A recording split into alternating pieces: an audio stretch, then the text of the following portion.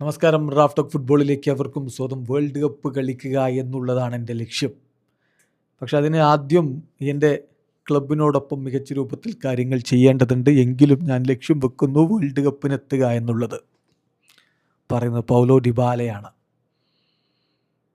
പലപ്പോഴും അർജൻറ്റീനക്കാർ മെസ്സി കഴിഞ്ഞാൽ അവരെ മുന്നോട്ട് കൊണ്ടുപോകാനുള്ള താരമായിട്ട് കണ്ടിരുന്ന ഒരാളാണ് ലാ ജോയ.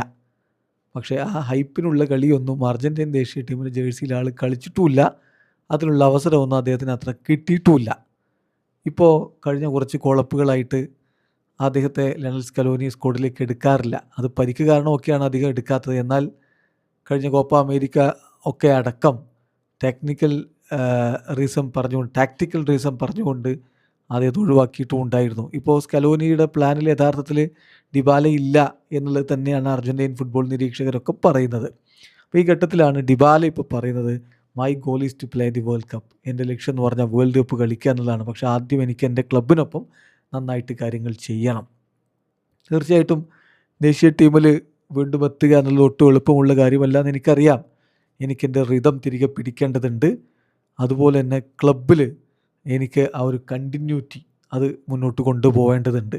ഇഞ്ചുറീസും മറ്റ് കാരണമൊക്കെ ആയിട്ട് കഴിഞ്ഞ കുറച്ച് കോളപ്പുകൾ എനിക്ക് മിസ്സായി.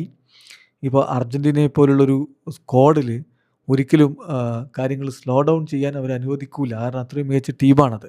So I have to prove myself to the കോച്ചിന് മുമ്പിൽ എനിക്കിനി വീണ്ടും സ്വയം തെളിയിക്കേണ്ടതുണ്ട് എന്നാണ് പൗലോ ഡിബാല പറയുന്നത്.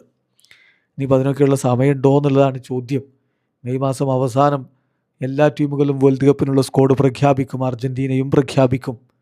അപ്പോൾ ഈ കുറഞ്ഞ സമയം കൊണ്ട് ലയണൽ സ്കലോനിയുടെ ഗുഡ് ബുക്കിലേക്ക് ഇനി ഇടം പിടിക്കാൻ പൗലോ ഡിബാലക്കാകുമോ? കാത്തിരുന്ന് കാണാം. വീഡിയോ അവസാനിക്കുന്നു.